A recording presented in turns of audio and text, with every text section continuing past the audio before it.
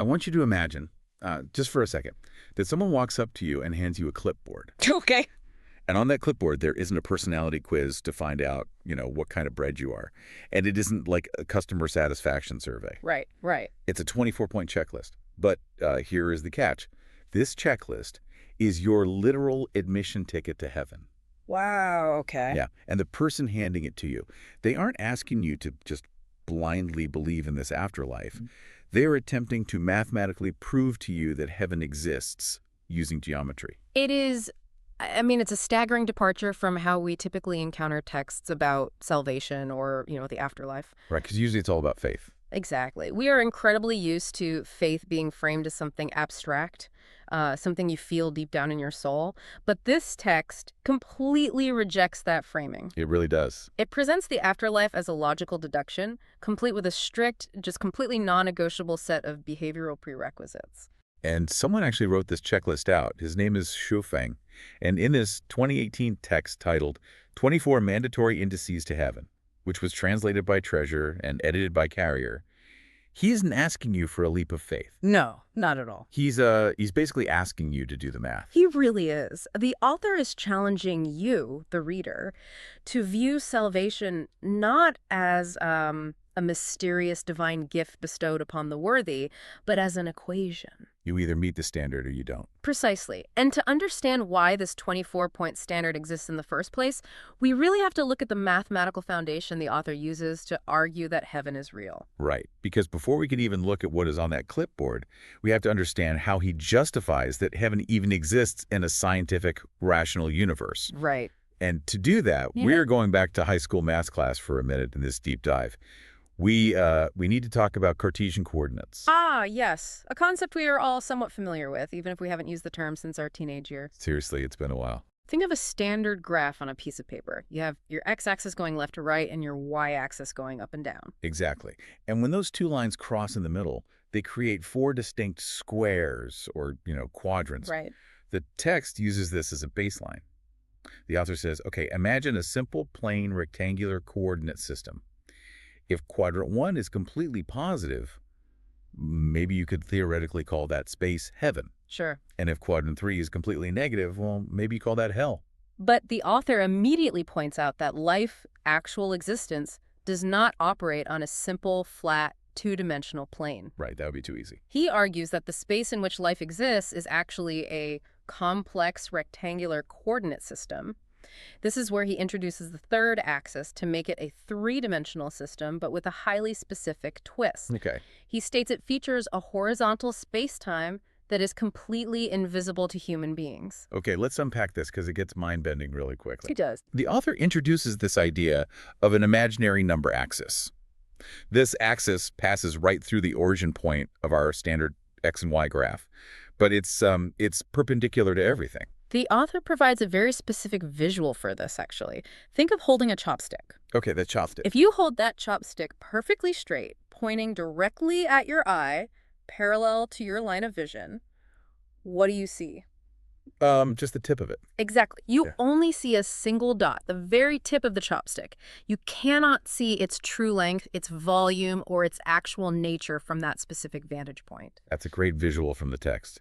But to, add my own analogy here, it feels a bit like trying to understand a 3D object by only looking at its 2D shadow, right? Oh, that's a good way to put it. Like if you hold an apple up to a flashlight, the shadow on the wall is just a flat, dark circle. If you were a creature that only lived on that wall, you would think the apple is just a flat circle. Right, because that's all you can perceive. Exactly. You'd have no concept of its curves, its colors, or its depth. That is an excellent way to conceptualize it. Just because you only perceive the dot of the chopstick or the flat shadow of the apple, that does not mean the rest of the universe's structure ceases to exist. We're just limited. Right. We are constrained by our physical vantage point. The author is stating that this imaginary number axis, this hidden depth of space-time, can be deduced logically, even if we cannot physically see it with our limited human eyes. But wait, hold on. I have a major high school geometry check here. Let's hear it. According to the text, when you add this virtual axis to the plain Cartesian coordinate system, he claims it creates a space that contains exactly 20 quadrants. Yes, 20.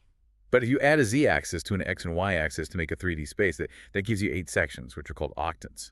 Where on earth does 20 come from? That is the exact friction point for anyone approaching this from a strictly orthodox mathematical background. I mean, yeah, the math isn't mathing for me. Well, the author is not using standard Euclidean geometry here. By introducing the imaginary number axis, he is not just adding physical depth like a standard z-axis. Oh, okay. So what is he doing? He is factoring in variables like time, consciousness, and antimatter, layering multiple theoretical planes of existence over the physical ones. Ah, okay. So it's not just a physical space. Yes, his calculation of 20 is his specific complex derivation of a multidimensional cosmology. He is arguing that when you map out all these varying states of matter, time, and consciousness, they interlock to form 20 distinct realms or spaces. Wow. And the text concludes that human beings only live in one of them. Which leaves 19 other spaces, 19 dimensions or realities that humanity simply does not experience or understand yet. Correct. And, logically following the author's premise, heaven isn't just a metaphor.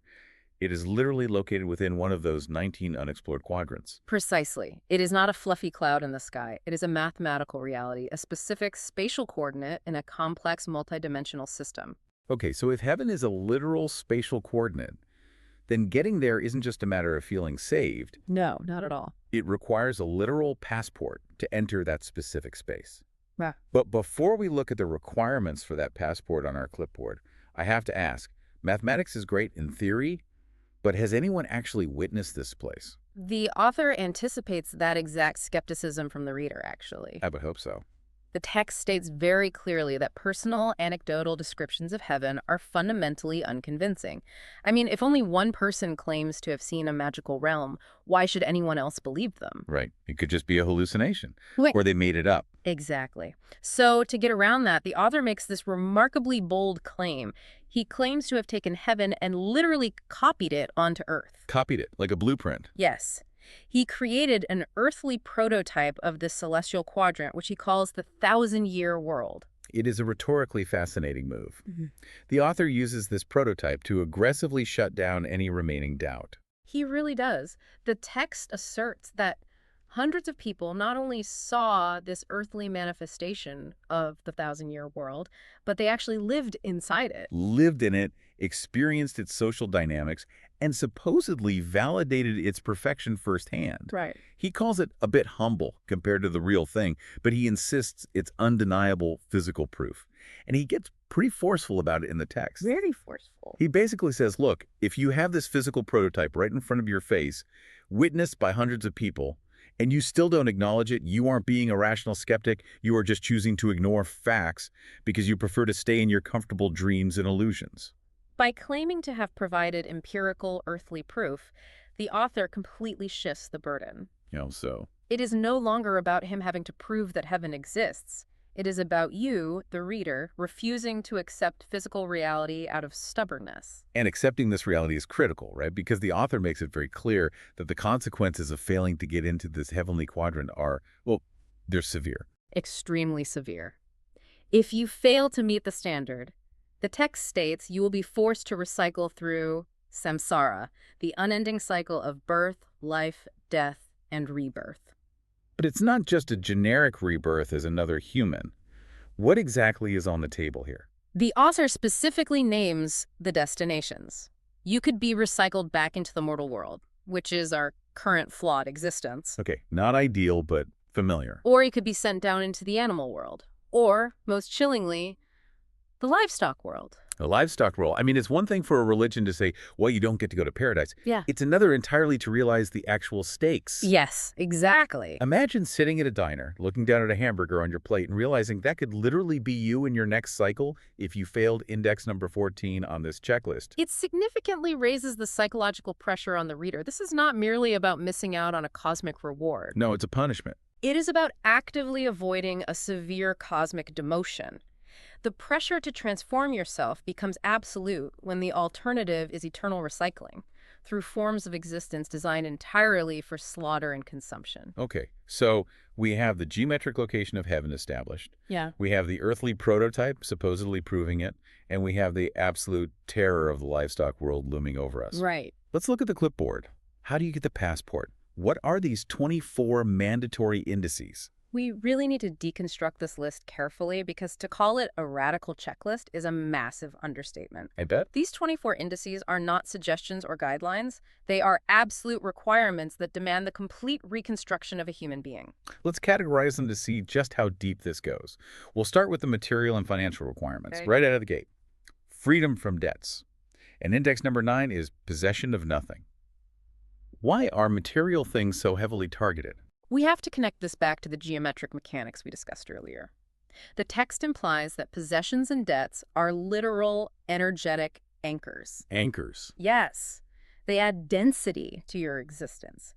Think about it. If heaven is located in a different quadrant along an imaginary axis, you cannot transition your consciousness into that space if you are weighed down by the dense gravity of a mortgage, a car loan, or a hoard of personal belongings. So you're literally too heavy to move. Exactly. Material ownership binds you completely to this specific 3D plane. That makes a lot of sense in the context of his math. You can't vibrate into a higher quadrant if you're anchored to the floor. Precisely. Then we move into the emotional and mental mastery section of the list. You need freedom from anxiety, freedom from grief, freedom from worries, freedom from fears, and freedom from troubles and annoyances. Plus, keeping your distance from anger and having zero negativity. Notice the phrasing there, though. It does not ask for the management of anxiety or healthy coping mechanisms for grief. It says freedom from them entirely. Right. It requires a state of absolute, uninterrupted emotional equilibrium. Experiencing grief means you are resisting reality. Oh, wow. Experiencing anxiety means you are attached to a future outcome. Both states prevent you from existing purely in the present moment, which is required for entry. And that ties right into what I call the ego death category. You must have freedom from ego. You can never compare oneself to others. You can neither complain nor resent. And this one is particularly intense, never regarding oneself as correct. That specific index, never regarding oneself as correct, is deeply counterintuitive to how human biology and psychology are wired. Yeah, I mean, everyone wants to be right. We are evolutionary designed to seek validation, assert our realities, and defend our viewpoints. To abandon the very concept of being right means you must completely dismantle your individual ego. Because you can't have an opinion. Exactly. You can no longer have a personal stake in any outcome or argument. Okay, this is where I have to push back hard. That dismantling of the ego leads into the social and relational requirements. Okay, let's look at those. When you look at the list, you have index number 21, sharing everything with others.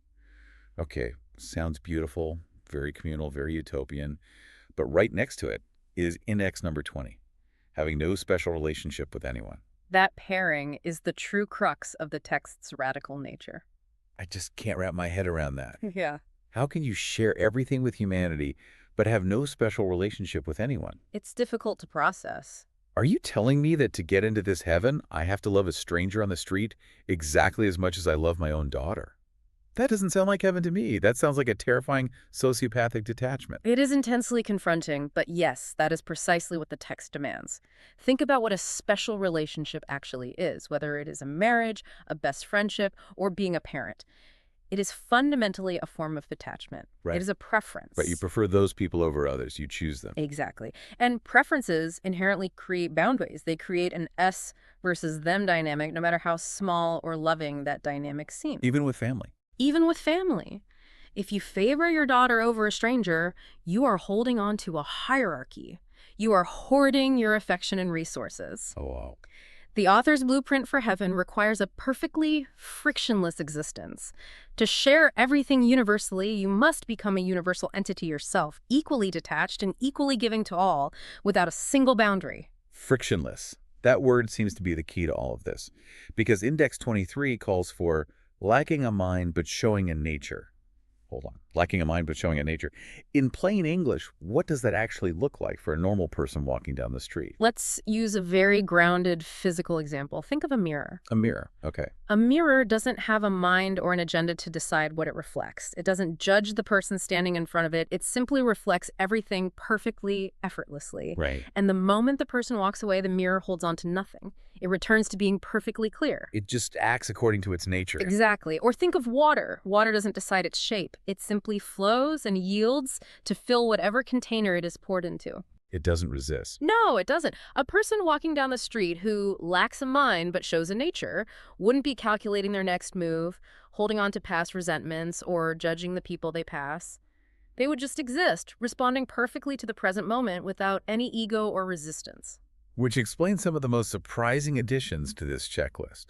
Because amidst all this intense detachment and ego death, you have requirements like keeping a peaceful and joyous mind, a carefree mind, and index number 19 is literally having a fondness for playing. It might seem paradoxical that a text so strict demands play, but it fits perfectly into the mechanics we just discussed. How so? Well, how does a child play? They are entirely consumed by the present moment. True play is unburdened by debt, unaffected by past grief, and completely devoid of ego-driven goals. They're just doing it to do it. It is the natural flowing state of a frictionless being. Okay, so we have this incredibly strict 24-point transformation. You have to be completely debt-free, possess absolutely nothing, love everyone equally without preference, never think you are right, and exist like water. It's a tall order. I have to wonder, what is the margin of error here? Oh. Let's say I hit 23 out of 24. I am debt-free, I play joyously, I have no ego, but every once in a while, maybe once a year, I get a little bit annoyed in traffic. It's a little annoyed. Yeah. Or what if I miss a few of these indices, but I've spent my entire life dedicated to charity and religious devotion? Does a lifetime of good deeds buy you any leniency? The short answer from the author is an absolute, emphatic no. There is a rigid zero-tolerance policy. It's stunning how thoroughly the text dismisses traditional paths to salvation. It explicitly states you don't need ascetic practices. Right. You don't need to practice meditation. You don't need to go to churches, temples, or monasteries. You don't need to read and understand classic scriptures. You don't need a spiritual master. And you don't need to burn joss sticks or kowtow. The author is systematically stripping away every single institutional safety net. Taking away all the tools we usually use. Exactly. He is invalidating the rituals, the institutions, and the performative acts that humans have relied on for millennia to secure their place in the afterlife. But the inverse of that dismissal is what truly matters. Right, because if you don't meet all Tumblr standards simultaneously, literally nothing else you've done in your life matters. Nothing. The text is almost brutally blunt about this. It says you could read all the holy classics wholeheartedly. You could spend 1,000 years self-improving. You could be a supermaster with thousands of devoted followers. Yes. You can be incredibly eloquent and contribute massively to the betterment of humanity. And the author says, quote, "Please accept my apology because you are not and will not be heaven-bound." It is a profound leveling of the spiritual playing field. Your earthly legacy, the amount of money you donated to charity, the number of followers you amassed, none of it can substitute for the internal geometric transformation required by the 24 indices. So why? Why must it be absolute zero tolerance? Why can't a fundamentally good person who still gets a little bit sad sometimes be allowed in? Because of the underlying mechanical logic of what a utopia is, the author asks us to deeply consider the definition of heaven. Okay. It is an ideal, flawless society. And why is it flawless?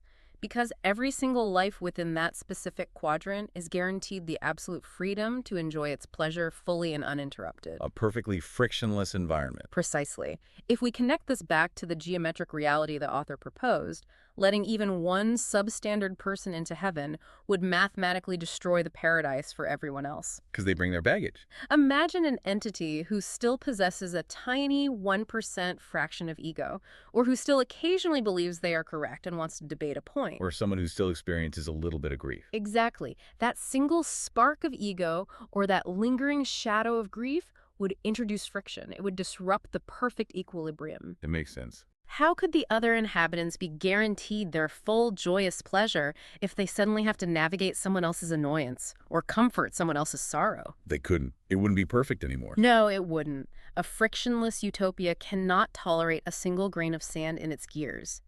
Even if that grain of sand spent its earthly life donating millions to charity and reciting sacred texts perfectly. Wow. The perfection of the system is fragile by nature.